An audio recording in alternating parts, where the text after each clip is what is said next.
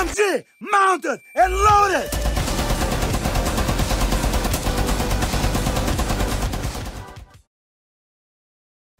Hello and welcome to this installment of Chanka News Network. This week we'll be covering the patch notes, UB reversing their decision on one of the map changes, the off-season shuffle, some esports interviews with the Siege guys, an interesting post on the Pro League subreddit, the seasonal skins and the leaked upcoming skins. As I said last week, there's going to be a lot of news and I was indeed correct. This week I'm also using my new format. I'm going to be working on this going forward, trying to add more animations and things throughout the video. Let me know what you think and if you have any ideas. So, this week we got the patch notes for Season 3. I won't go over all the changes as there's way too many. When the notes come out, I tweeted out every big change in the patch notes. So if you just want to see the big changes, make sure to go and check out my Twitter. I will do a quick sum up for the operator changes though. Jaeger Bandit nerf, Jackal buff, Habana nerf, Bandit buff, IQ buff, Twitch buff, Mirror buff. As I said, if you want some context on these changes, make sure to go and check out my Twitter. A lot of the notes went over some stuff that has already been announced in the last few weeks with the blog posts, such as lighting changes or the skybox changes. But there was one thing we got. We got a different blog post along with the patch notes. There was a look at the history of the operator Ela. I really love this post and I'd recommend checking it out as it adds a lot of background and lore to the new character. UB also reversed their decision on excluding Theme Park from the map pool. This means we'll see 10 maps in Rank Season 3, but other than that there's no other changes that they've announced at this time. I also released a video this week looking at the real life location of the new Theme Park map, as well as the influence of it and the Easter eggs included in the map. Moving on to esports. The off-season has been in full swing. So for starters, the Pducks team have left their organisation. This was due to a contract dispute which I've been informed was not due to a disagreement over money, but I am unsure exactly what the dispute was over. This followed with Diosol, Zoronic leaving the team, as well as Tweakstar, who was the chief gaming officer at Pducks left. The team will now be called Snook and Nose Esports Gaming until they can find a new org, and their new manager is Feral Jackal.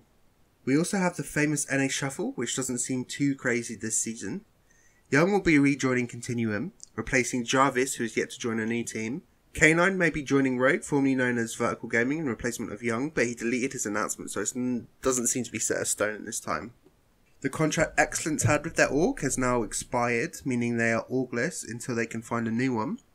And a bit of a surprise announcement this week, as we saw Vertical Gaming manage to sign a new Siege team. They've signed the Challenger team, previously known as Ferocity, and I'm sure previous issues that happened with the organisation were discussed, and it probably benefits the new team, as they would have the upper hand in the negotiations. The YouTube channel DW Esports did an interview with the Siege caster Milos the Medic and also Penta Pro player KS. There's some good little interviews and I'd recommend watching them. I'd also like to point out a great post on the Pro League subreddit made by Finish the Mac. It lists how often each map was picked or banned and what operators were used by the Year 2 Season 2 champions Penta in the season finals. Moving on to fashion news. In the patch notes for Season 3 we saw some of the upcoming season skins for Blood Orchid. I was planning on showing these off in-game, but unfortunately they only had one of the skins, which was 25,000 renown, which I didn't have enough round to buy in the TTS. So I'll probably tweet out some pictures during the week. Personally, I like all of them, but there was a bit of a debate in my Discord, so let me know what you think in the comments. We did however get access to a new charm. The charm was a small street sign for Lan Kwai Fong, which is a nightlife and entertainment area in Hong Kong. Unfortunately, I didn't manage to get a picture of the charm, but you can see the sign in this picture and it's almost exactly the same. Also this week, we have had some leaks of some upcoming uniforms, the Pro League set and some more elites. If you don't want to be spoiled, I'd recommend turning off the video now as this is going to be the last bit of news. So to start off with the Pro League sets, these are available for Valkyrie, Glass, Smoke and a banner. They have a little bit of a different design to usual, they have a lot more white in them than the previous Pro League skins, and they also have a tiny little Hong Kong flag in them too. Personally, I really like the Habana Pro League set, but I don't like Smokes or Valkyries. They seem a little bit too bright. I'd be interested to know what you think about these too. Next we have the elites. The elites that leaked are Jaegers and Thatchers. I'll start off with Thatcher as I have a little bit more info on it than Jaegers. So we can see Thatcher standing in a World War II era British pilot's uniform. Behind him is a Mark I Blenheim, which was a light British bomber. On his arm, we can see an insignia of the British Airborne Forces, which was an infantry division in the British Army. From the camouflage of the uniform and the plane, it looks like it was during their deployment in Palestine for an internal security role. This can match up with his history of serving in the parachute division of the army, making it a suiting uniform. Jaeger's uniform has a similar design, but it is more World War I in my opinion. There's not too much to say about it, as we can only see the uniform itself, not the artwork advertising it, and it doesn't look finished. Both elite skins seem to get a mixed reaction. Some thought the Jaeger skin just looked silly, whilst others thought the Thatcher's headgear wasn't really worth the buy as it's similar to the one he has right now. Personally, I'll wait and see how they look once they're finished. We have yet to see the Capito Elite skin as well then, and that was leaked a few months ago. So it might be a while before we see these.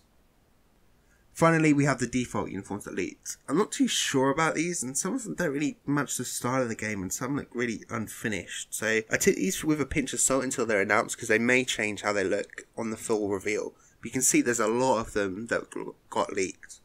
This has been Chanka News Network. If you want to stay up to date, you can subscribe and follow me on Twitter.